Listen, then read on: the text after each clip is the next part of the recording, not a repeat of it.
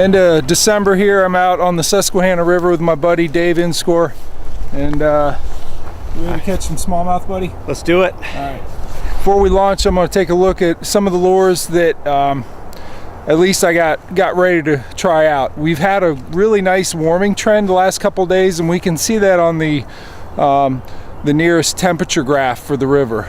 USGS is nice enough in some places to give us a temperature graph, and we can definitely see the effects of a recent rain that's both bringing the water temperature up and rising the river, bringing the river up at the same time. So should cluster them and activate them at the same time. Let's take a look at some of the lures that we got ready to roll.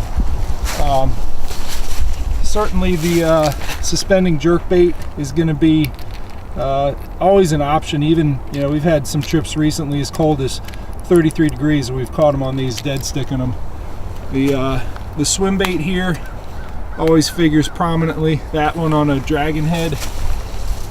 And now I'm getting into a little bit of experimentation. This is a little drop shot worm on a dragon head, but also if you follow that line up, I've actually got that same drop shot worm further up the line.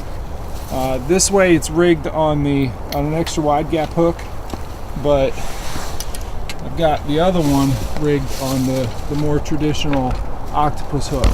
So we'll give both of those a try. Yeah, it's running a little bit stained.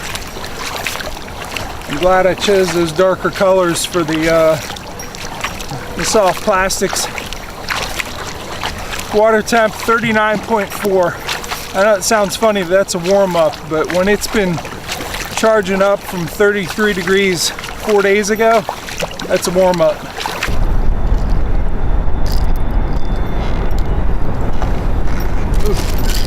You are a pasty fish.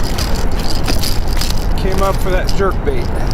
I got the drop shot on one side, just kind of sitting there in the rod holder, and decided to throw the jerkbait with the other one. So first one.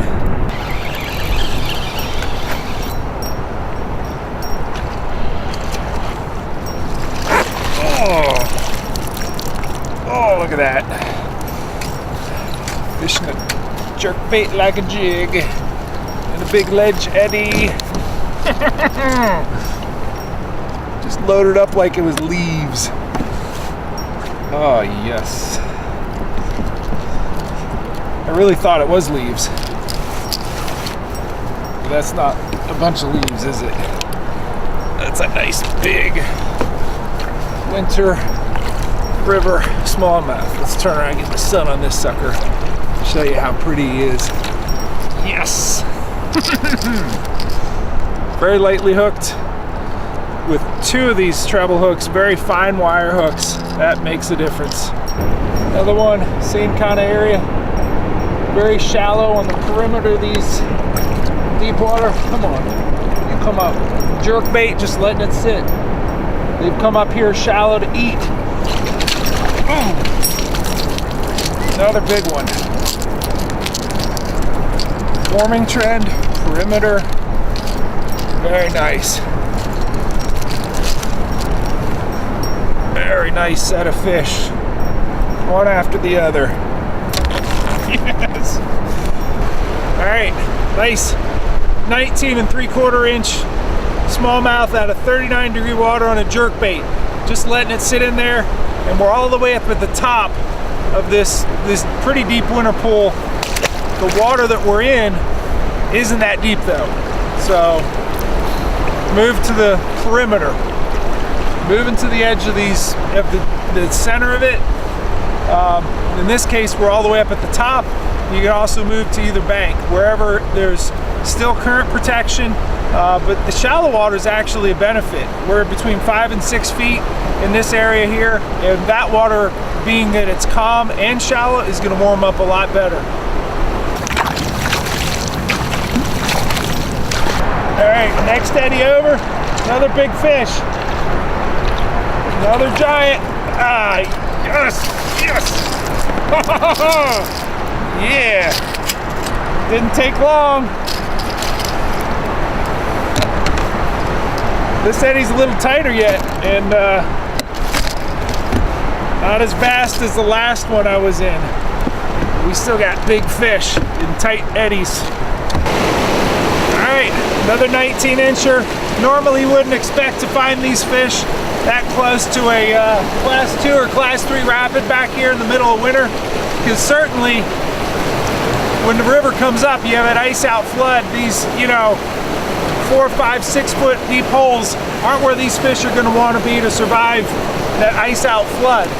But because we've had this warming trend, I mean, we've had a couple days where we've come right up to 50 degrees. What's more than that is we finally had a lot of sunlight, and that sunlight does a whole lot to warm up the water than the ambient temperature. I can actually tell by looking at the temperature graph whether it was a sunny day or a cloudy day. The sunny days, it shoots straight up. Cloudy days, it might gradually creep up. And of course, each evening it drops back down. You look at that trend over several days, if overall it's up, you're in good shape. The trend is more important than the actual temperature. 39 degrees with the jerk bait in October, you'd have a horrible day. Here, end of December, we're having a great day.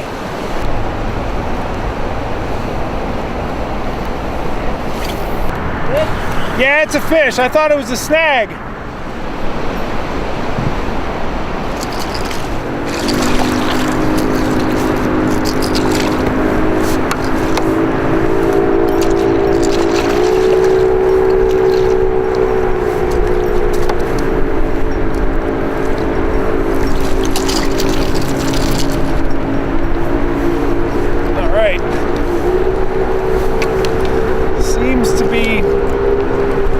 Different hot spots we keep coming back to and catching fish. You get them on the first or second cast, then it slows down, you go and fish somewhere else, then you come back to it.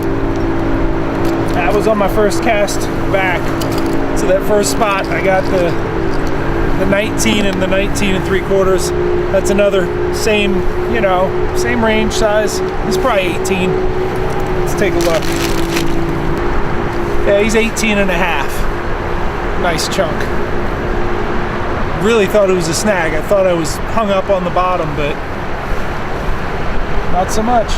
All right, sun's getting a little bit lower on the horizon there, but fortunately, with the help of the sun, we've risen.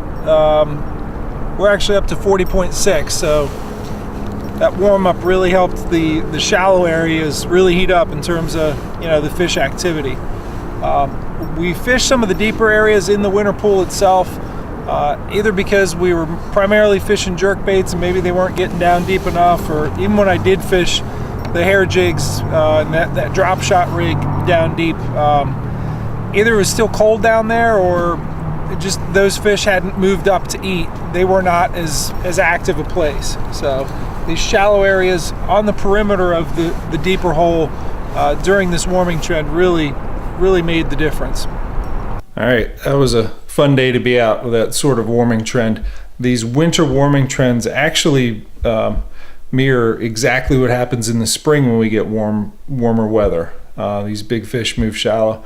I got an illustration here, and then I'm going to show you some things on the temperature graph on the USGS site, so we can look at what that does, what the sun does in terms of how fast it warms up, but also how fast it cools down at night. But let's take a look at the pool we are in structurally with this illustration. So here's a top view of of where we were. Typically in the middle of winter, we find them in this big 11 to 16 foot deep area. We know that there's a lot of fish here. This is we were actually out and looking downstream at a bunch of different jet boats down here, and instead of mixing it up with them and getting what I know were going to be numbers of fish, we moved up into these eddies along the perimeter. We actually went up, but I think if we also went to the southern, the more downstream areas that had similar structure, we would have also found good fish. Up at the top we had whitewater. You saw it in the background of some of what we filmed. But what we were fishing were these calm water eddies behind these ledge structures here. We actually got one on the bank as well, behind a little ledge rock sticking out there. So top view showing that. In the water temperature we took out over that deeper water that was constantly being mixed up and was deep. That surface layer was mixing with the cold water down deep. It was 38.8 on average. Once we moved up into these eddies, I took the water temperature there, and we had as high as 40.6. And all these X's are where we caught all our fish. Perimeter, shallow water, right next to the deep water. Let's look at a side view.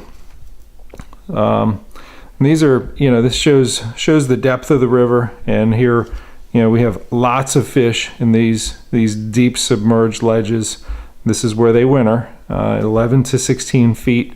And again, we had cold water there, but on those warming trends, those big fish are going to move shallow to eat. And all the fish that I caught, 5 of them 18.5 inches or better. It was less than 6 feet. Sometimes it was 3 or 4 feet. And because these pockets behind the ledge rocks were completely still, that water didn't get constantly mixed in. I mean, maybe if there was some wind action, it might have mixed in a little bit. There wasn't even that much wind, but certainly this white water, this current was bypassing it, and it just sat there and baked under the sun and got warm. And those fish went up there and capitalized, because that's going to warm up the things that they eat, the crayfish, the minnows, whatever it is they find to eat. It's warming up those animals so they get more metabolically active and are out crawling around, and those fish can get up there and get something to snack on.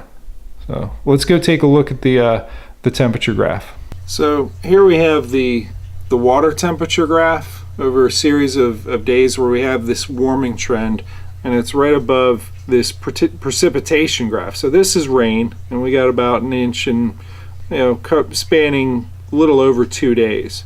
So you take those particular 2 days, they're right at the beginning of this warming trend, and while it's rising and it never falls, it never dips back down overnight, that's because that's where we had cloud cover. And once it cleared, you have cloud cover at night and it drops back down.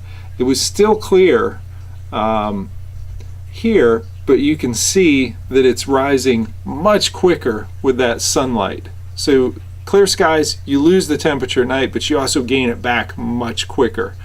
And then here it got overcast again, and while it maintained its temperature up near 40 degrees, it kind of flatlined, and that's because it was overcast. You did not have the power of the sun. So the sun does a lot. Certainly a warm rain does a lot to have a warming trend, but it does even more. This rising water temperature in the shallows, that sunny area, the sun warming that shallow area right next to the winter hole, does a great deal to get those fish active. Yes.